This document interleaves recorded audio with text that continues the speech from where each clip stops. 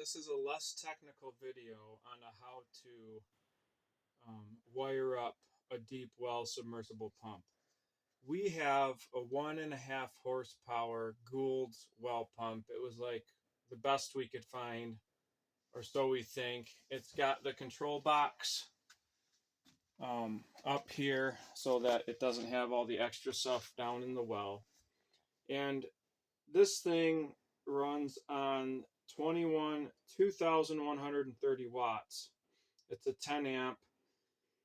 So we did some research and figured that it need a double 30 with 10 gauge wire. Now this panel box I just have run into my generator with a 50 amp service for now because we don't have power up here. So this is 6 gauge wire, and this is going to power our well pump till we get it. So we got a double 30, and you only need 2 wire. So you only need a black, a white, and a ground. I use 3 wire and just cut the white out because it's what we had. I don't want to spend $100 on more wire.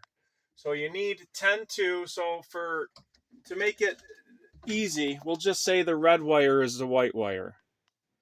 So we got a black and a white and a ground. There is no 2 grounds for this.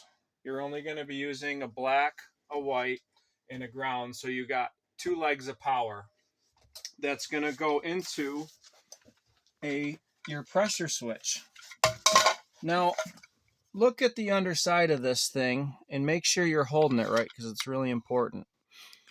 See, we got these 2 things here, so that tells us we're holding it right. And then we got L1 and L2 here, so that's your power in. So this is the white and this is the black from the box. It doesn't matter which one goes where, it's power all the same.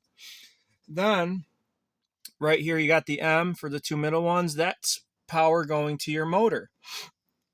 And I do believe this does matter. So I put the white in it on L2 and the black on L1. And that way I got it right up here. See, black is on L1 and the white is on L2. All right, I'm assuming that's important. I don't know because I'm not a technician, but I'm assuming that's important. And then it's simply just having all the wires, which are color-coded, red, black, it's got the black writing, and yellow in your grounds. That comes right up out of the well pump.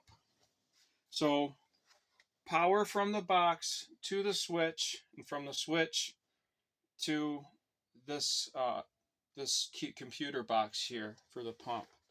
So it's really quite simple. So it's just 2 wire. And what else did putting this pressure tank together, everything's stainless steel. I told the guys at the shop that I wanted the best stuff I could get. But what we learned about this is you got to be real careful you don't over tighten stainless steel because it will leak. So you get it hand tight, and then you go an extra quarter to a half to 1 full turn with a wrench after you get it hand tight. That way it doesn't leak. We've never used this well. It's been sitting here stagnant for about 1.5 years now. So we took the advice of my friend, and we got all the power hooked up, and we haven't turned it on yet. So you're going to witness that. And we just ran a line temporarily directly from the pump outside, and we're going to pump out all that stagnant water and whatever else is in there from the well drillers, and before we hook it up to our system. So let's see, what else was there? What else? We just got this rigged up because the weight of the well pump kept pulling our line down into the well. So I just did this to prevent that from happening. So we're going to pause it and go out and show the setup with the generator, and then we're going to turn the water on and see if it works. Generator's going. I'm a little nervous, but we're going to try it out. So That's on. Now this is for the pump.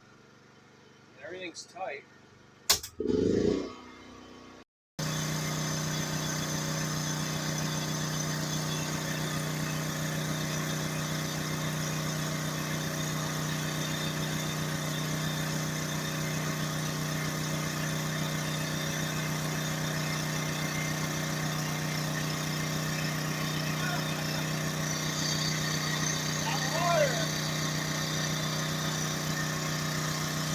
Oh, we don't have to haul water with a four-wheeler anymore.